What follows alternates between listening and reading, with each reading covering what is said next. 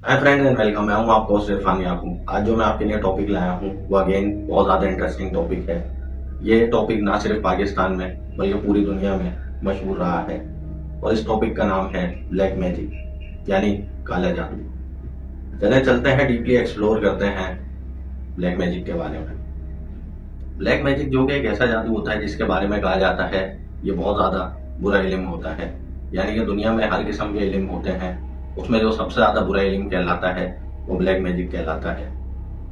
इसे black magic और बुरा इल्म कहने की बहुत सारी वजूहत हैं। जैसा कि हर रिलीजन में इस इल्म को एक बुरा इल्म कहा जाता है क्योंकि इसके अंदर जितने भी काम होते हैं वो सारे गलत काम होते हैं। यानी कि किसी अच्छे मैजिक के लिए ये इल्म नहीं किया जाता, किसी बुरे मैजिक के लिए ही ये इल्म किया जाता है। जैसा कि बुरे इल्म में बहुत सारी चीज़ें आ जाती हैं, जैसा कि किसी की पर्सनल लाइफ को डिस्ट्रॉय करना, किसी की ज़िंदगी को नुकसान पहुंचाना और भी इसी तरह की चीज़ें इस बुरे इल्म के अंदर आ जाती हैं। ये इस किस्म का बुरा इल्म होता है जिसके करने वाला भी और इसको कराने वाला भी दोनों ही बुरे समझे जाते हैं।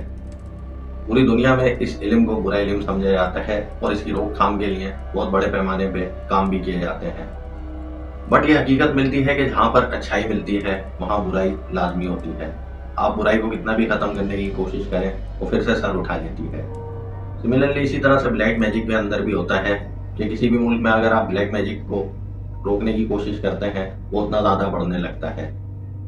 यही वजह है कि पूरी दुनिया में इस इल्म को फैलाने वालों की रोकथाम के लिए कोशिश की जाती है ताकि ये इल्म महदूद होकर रह जाए और सिमट के रह जाए। बट अनफॉर्चुनेटली ऐसा पॉसिबल होता नहीं है।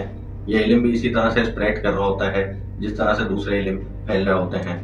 बस सिर्फ फ़र्क इतना होता है कि ये हिडनली किया जाता है और हिडनली इसको स्प्रेड करा जाता है, यानी कि छुपके करा जाता है। और इस इल्म में जो अपने शागिर्द बनाए जाते हैं वो भी पोशीदा तौर पर बनाए जाते हैं। इसीलिए लोग ज्यादातर वीरानों का रुख करते हैं, जंगलों का रुख करते हैं, सेमेट्रीज का रुख करते हैं, कब्रस्तानों का रुख करते हैं, शमशान घाट और इसी तरह की जगहों का रुख करते हैं। यानी कि इन लोगों को वो जगहें ज्यादा पसंद आती हैं जहाँ पर कम्प्लीटली सन्नाटा मिले। इन वीरानों में बैठकर ये प्रैक्टिस करते हैं और अपने शागिर्द भी इन्हीं जगहों पर ही बनाते हैं। जबकि कहा जाता है जो इनके कस्टमर्स होते हैं वो भी इनसे यही कॉन्टेक्ट किया करते हैं, क्योंकि जो इनके पास कस्टमर आते हैं वो भी एक तरह के मुजरिम होते हैं। वो किसी ना किसी को नुकसान पहुंचाने के लिए ही इनके पास आते हैं। अगर इनकी पूरी एक लिस्ट निकाली जाए, एक लिस्ट बनाई जाए, तो हजारों नहीं, लाखों नहीं, बल्कि करोड़ों की तादाद में ब्लैक मैजिशियंस हिस्ट्री में गुजर चुके हैं। इनमें कई कई बड़े नाम भी रहे हैं और कई कई बड़ी हस्तियों के साथ भी इनके ताल्लुकात रहे हैं। जैसा कि अगर हम हिस्ट्री में जाते हैं तो हिस्ट्री में ग्रीक और रोम टाइम में भी ब्लैक मैजिक किया जाता था। जबकि अगर हम और भी ज्यादा हिस्ट्री में जाते हैं तो फेरोज के दौर में भी ये मैजिक किए जाते थे। उससे पुराने दौरों के अंदर भी इसके आसार मिले हैं, यानी कि पैलियोलिथिक एरा, मेसोलिथिक एरा और डिफरेंट एराज में इसके आसार मिल चुके हैं। जबकि इंडिजीनियस लोग भी इस मैजिक को करते हैं जो कि इनके यहाँ के रिचुअल्स होते हैं। और आज भी अगर इसको देखा जाए तो अफ्रीका में, यूरोप में और डिफरेंट मकामात पर जहाँ पर इंडिजीनियस लोग रहते हैं वहाँ पर ये इल्म किया जाता है। वो लोग इसको अपना रिलीजियस रिचुअल तो बताते हैं बट वो ब्लैक मैजिक ही कर रहे होते हैं। इसके अलावा अगर हम हिस्ट्री में आते हैं तो शमनिज्म के अंदर भी ब्लैक मैजिक किया जाता था। ये शमनिज्म जो था ये बहुत इलाकों में फैला था। ये चाइना से शुरू हुआ था और दुनिया के मुख्तलिफ इलाकों में फैल गया था। यहाँ तक कि मंगोलों में भी ये इल्म फैला था। ये जो शमनिज्म होता था इसका मानने वाला चंगेज खान भी था। जबकि अगर हम मॉडर्न हिस्ट्री में आते हैं तो चाइना से चलता हुआ ये north Korea, south Korea, Japan, Thailand, Indonesia, Malaysia और भी इलाकों में इसके निशानात, इसके आसार मिल चुके हैं। सिर्फ निशानात और आसार नहीं बल्कि आज भी ये जो रिचुअल है वो मुख्तलिफ इलाकों में किया जाता है। सबसे ज़्यादा जो इसके मानने वाले हैं वो आज भी रशिया में, साइबेरिया में और यूरोप के कुछ इलाकों में आज भी मौजूद हैं। इसके अलावा चाइना में, थाईलैंड में, नॉर्थ कोरिया में, जापान में, इंडोनेशिया में, मलेशिया में, फिलिपाइन में आज भी इसके मानने वाले मौजूद हैं। सिर्फ यही नहीं, इसकी हिस्ट्री यहीं तक नहीं रुकती बल्कि विचक्राफ्ट का दौर एक जमानों तक चला था पूरे यूरोप के अंदर। कहा जाता है जो 15-16 सेंचुरी का दौर था वो बहुत ज़्यादा विचक्राफ्ट का दौर रहा था पूरे यूरोप के अंदर। इसमें यूरोप के बहुत ज़्यादा मुख्तलिफ इलाके शामिल हैं, जैसा कि जर्मनी, फ्रांस और उसके आसपास के इलाके और भी मुख्तलिफ मकामात पर आज भी ये रिचुअल्स किए जाते हैं जिनको विचक्राफ्ट कहा जाता है। यानी कि जो एक सिलसिला चलता आ रहा था 15 सेंचुरी, 16 सेंचुरी से, वो आज भी कंटिन्यू है और उसको ख़त्म कराने में यूरोपियन गवर्नमेंट नाकाम रही है। जो अगर इसकी हिस्ट्री को हम उठा के देखें तो यूरोप और अफ्रीका वो दो मकाम हैं जहां आज भी दुनिया में सबसे ज़्यादा ब्लैक मैजिक किया जाता है। जबकि अगर हम पुरानी हिस्ट्री को उठा के देखें तो इजिप्ट टाइम में भी ये ब्लैक मैजिक किया जाता था, जो कि फेरोज का दौर कहलाता है उस दौर के अंदर। यानी कि जो मेसोपोटामिया का और मिडिल ईस्ट का एरिया था, ये पूरी तरह से ब्लैक मैजिक के लिए मशहूर रहा था। इस मेसोपोटामिया के इलाके में ईरान, इराक, जॉर्डन, सऊदी अरब, दमस्कस, उर्दन, यहाँ तक कि इसराइल भी इसके अंदर शामिल थे। ये वो इलाके थे जिनमें मेसोपोटामिया के दौर के अंदर सबसे ज्यादा ब्लैक मैजिक किया जाता था। इसके अलावा जो फेरोज का दौर होता था इजिप्ट के अंदर, कहा जाता है फेरोज में सबसे ज्यादा जो किया जाता था वो ये इल्म था। यानी कि वो जो फेरोज उस वक्त होते थे वो अपने चाहने वालों को ब्लैक मैजिक के जरिए तमाशे दिखाया करते थे और उनको कहा करते थे नाउजुबिल्लाह वो खुदा है। जबकि उस वक्त के लोग जाहिल तो जरूर थे, मगर वो ये बात जानते थे कि ये खेल तमाशे दिखाते हैं। किसी की हिम्मत नहीं थी कि उनके आगे सर उठा सकें, क्योंकि उनको मालूम था कि जिन्होंने भी इनके आगे सर उठाया था उन्होंने सर गंवा दिए थे। ये आगे सर उठाने वाला सिर्फ एक ही शख्स रहा था, जिसको कहा जाता था हजरत मूसा अलैहिस्सलाम। अगर हम इजिप्ट के फेरोज की हिस्ट्री में आते हैं तो फेरोज का दौर वो ऐसा दौर रहा था जिसके अंदर सबसे ज्यादा ब्लैक मैजिक होता था, और जो सबसे बड़े ब्लैक मैजिशियंस उस वक्त के होते थे वो वहीं मौजूद होते थे, जिनमें एक सबसे बड़ा नाम सामरी का भी शामिल है। सामरी जिसकी हिस्ट्री इस्लाम में भी बयान की गई है, जबकि डिफरेंट मज़ाहिब के अंदर भी इसकी हिस्ट्री पता चलती है। यानी कि जूइश किताबों में भी इसका जिक्र मौजूद है, जबकि क्रिश्चियनिटी में भी इसका जिक्र मौजूद मिलता है। जो सामरी के बारे में एक बात मशहूर रही थी वो यही थी कि सैटेनिज्म को मानने वाला था, यानी कि शैतानों की पूजा करने वाला था, यानी कि मुकम्मल तौर पे एक बुरा इंसान था। जबकि सिर्फ फेरोज के इजिप्ट से हमारे को ये हिस्ट्री नहीं मिलती, डिफरेंट मकामात पर जहाँ पर फेरोज रह चुके थे, यानी कि फेरोज का दौर सिर्फ इजिप्ट तक महदूद नहीं था, उससे पहले के ज़मानों में भी बहुत सारे फेरोज गुजरे थे। जैसा कि एक मशहूर प्लेस है जिसका नाम है नेजगन लाइन। ये एक हिस्टोरिकल वंडर है जो कि पीरू के मकाम पे आज भी मौजूद है। इसके बाद जो इनके घर बने हुए थे उनके अंदर से भी बहुत ज्यादा ब्लैक मैजिक के असरात मिले थे, जबकि वहां पर जो पहाड़ियां मौजूद थी वहां से भी ब्लैक मैजिक के बहुत ज्यादा असरात मिल चुके थे। ये इजिप्ट के दौर से भी पुराना फेरोज का दौर था, उसके अंदर भी ब्लैक मैजिक किया जाता था। जबकि अगर एशिया में इसकी हिस्ट्री देखते हैं तो Indonesia, Malaysia, Philippine, Bangladesh, Pakistan, Sri Lanka और सबसे ज्यादा इंडिया में ये ब्लैक मैजिक किया जाता है। दोस्तों ये तो थी ब्लैक मैजिक की हिस्ट्री। अब हम आते हैं कि ब्लैक मैजिक किया क्यों जाता है या करवाया क्यों जाता है। जो ब्लैक मैजिक होता है इसको कहा जाता है ये एक मुकम्मल तौर पे काला इल्म होता है। जैसा कि इसका जो करने वाला होता है वो एक बुरा इंसान होता है। वो इस तरह का बुरा इंसान होता है जो कि शैतान का पुजारी होता है, यानी ये शैतान को फॉलो करता है, शैतान को मानता है और इवल स्पिरिट से और डेमन से ये अपने काम निकलवाते हैं। जैसा कि उनके मुताबिक उनके पास जिन्नात कब्जे में होते हैं। इसके अलावा उनके पास बहुत सारी इस तरह की स्पिरिट्स होती हैं जो उनके लिए काम करा करती हैं। यह मुकम्मल तौर पे एक काला इल्म होता है जिसको हासिल करने का तरीका भी बहुत ज़्यादा भयानक होता है। इसमें भी बहुत सारी स्टेजेस बताई जाती हैं जिसको पार करने के बाद इस मुकाम तक इंसान पहुंचता है कि वो किसी की जान ले सके। और ये वो स्टेज होती है कि जहां पर आकर इंसान अपने आप को मुकम्मल तौर पर सेक्रीफाइस कर देता है शैतान के लिए। जब इंसान ये अमल करता है कि अपने आप को मुकम्मल तौर पर सेक्रीफाइस कर देता है और पूरी तरह से बुरा इंसान बन जाता है, तो उसके पास ये इल्म मुकम्मल तौर पर आ जाता है। मगर एक तरह से ये एक बुरा इल्म ही कहलाता है, यानी कि इस इल्म में वो कोई अच्छा काम कभी भी नहीं कर सकता। अगर वो पूरी कोशिश भी कर ले तब भी वो कोई अच्छा काम नहीं कर पाएगा। जबकि अगर हिस्ट्री उठा के देखें, जो इल्म करवाने आते हैं यानी कि ब्लैक मैजिक करवाने आते हैं, वो दुनिया की आजमाइशों से तंग आकर और दुनिया की दुत्कारों से थक हार कर इनके पास पहुंच जाते हैं और अपना ईमान गंवा बैठते हैं। क्योंकि अगर हम अपने मजहब से मिसाल लेते हैं इस्लाम से, तो इस्लाम के अंदर ब्लैक मैजिक करने वाला और कराने वाला दोनों ही जहन्नुमी है। ये इस किस्म का इल्म है जिसमें डिफरेंट स्टेजेस होती हैं। जैसा कि जो इसकी शुरुआती स्टेजेस होती हैं वो इतनी ज़्यादा हार्मफुल नहीं होती। ये वो वक्त होता है कि जब इंसान ये मैजिक छोड़ सकता है, लेकिन जब कोई इसमें आगे की स्टेजेस पे बढ़ने लगता है तो फिर उसके लिए छोड़ना नामुमकिन हो जाता है। तो ब्लैक मैजिक से जो ये डीमंस और इवल स्पिरिट्स को अपने पास बुलाते हैं, फिर उनसे बचना इनके लिए मुमकिन नहीं होता।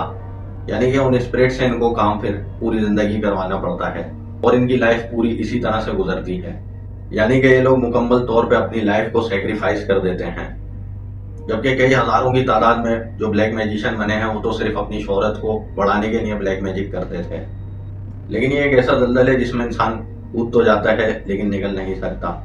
कहा जाता है जो ब्लैक मैजिक होता है वो बहुत ज़्यादा हार्मफुल होता है और इसमें इंसान का बचना भी बहुत मुश्किल हो जाता है। मगर जो एक अच्छी बात है वो ये है कि जहाँ पर ब्लैक मैजिक होता है वहीं पर ही नूरानी इल्म भी होता है। यानी कि एक तरफ बुरा इल्म होता है तो एक तरफ नूरानी इल्म होता है। अगर इन दोनों इल्मों का टकराव होता है तो नूरानी इल्म इस इल्म के ऊपर बहुत ज़्यादा भारी होता है। उस इल्म के जरिए इसका तोड़ भी हो सकता है और जो उसके असरात होते हैं वो भी ख़त्म होने लगते हैं। जबकि ये जो ब्लैक मैजिक करने वाले होते हैं ये किसी सूरत भी कोई अच्छे इंसान नहीं होते, ये एक बुरे इंसान होते हैं और इनकी शख्सियत भी बुरी रहती है।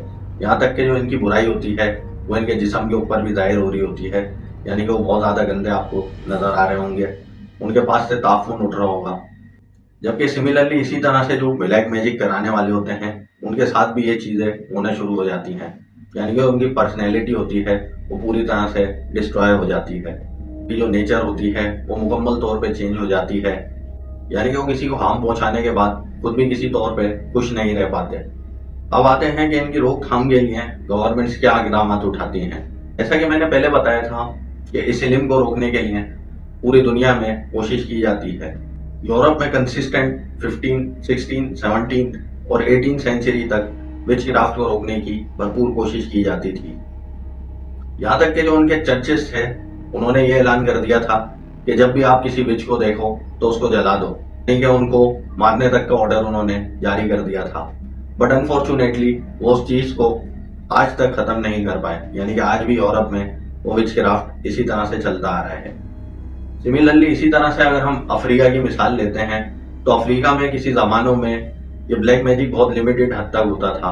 मगर आज आप अगर अफ्रीका में हिस्ट्री उठा के देखें तो अफ्रीका में बहुत ज्यादा ब्लैक मैजिक किया जाता है। इसमें ज्यादातर कबायली वहाँ के जो होते हैं वो इन्वॉल्व होते हैं, जबकि जो कबायली नहीं भी होते वो भी ये लिम करते हैं। जैसा कि अफ्रीका के बहुत ज्यादा मुल्कों में ये चीज की जाती है। सिमिलरली इसी तरह से मैक्सिको भी बहुत ज्यादा मशहूर रहा है ब्लैक मैजिक के लिए। मैक्सिको के अंदर भी बहुत ज्यादा इस तरह के केसेस मिले थे और उनके ऊपर गवर्नमेंट ने एक्शन भी लिया था। बट अनफॉर्चुनेटली वो उनका कुछ नहीं बिगाड़ पाए थे। मैक्सिको में आज भी ये इल्म इसी तरह से किया जाता है।